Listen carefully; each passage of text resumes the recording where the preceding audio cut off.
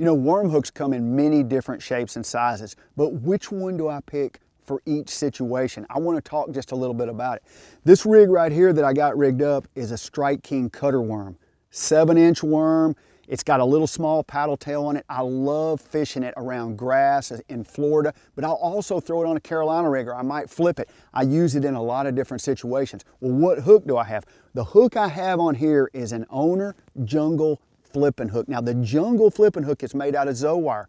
It's stronger than the regular carbon steel that they used to make hooks out of. And so this hook right here is a lot stronger. It can withstand heavy braided line, and it can withstand flipping. I love this hook for flipping and pitching. So if I'm making short pitches, nothing over a really long cast, or actually flipping where I'm actually taking my line out and flipping, I'm going to be using the Jungle Flippin hook. The other choices that you have are, there's two different style hooks. This is an offset worm, and this is a wide gap plus. Both of them have a offset head to them. I'll show you. See, the offset head is on both of those. Both of those hooks will be extremely weedless when you rig it. I like both of these in Carolina rigging situations. This particular hook, I like if it's really thick cover, if I'm coming through brush piles, if there's just a lot of stuff to snag on when I'm pulling a Carolina rig or making a long cast with a Texas rig worm, then I'd probably go with this hook right here.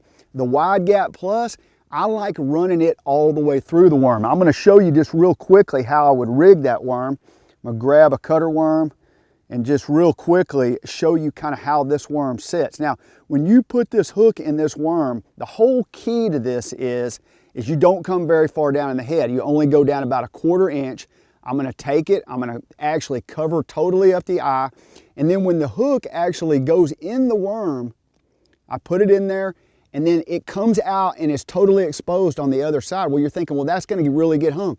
There's a little slot in there, and I actually just skin hook that hook so that when my hand comes across that, it doesn't get hung at all. I don't want to use it in real thick situations, but if there's a little bit of cover right there, that's not going to get hung at all. So it just depends on which situation. The other part of it is depends on your hook set. Some guys have just a lot weaker hook set. Some guys have a really hard hook set. I like setting the hook hard. You know, the key is try each hook, find out the best one for your situation, and hopefully you catch a lot of fish.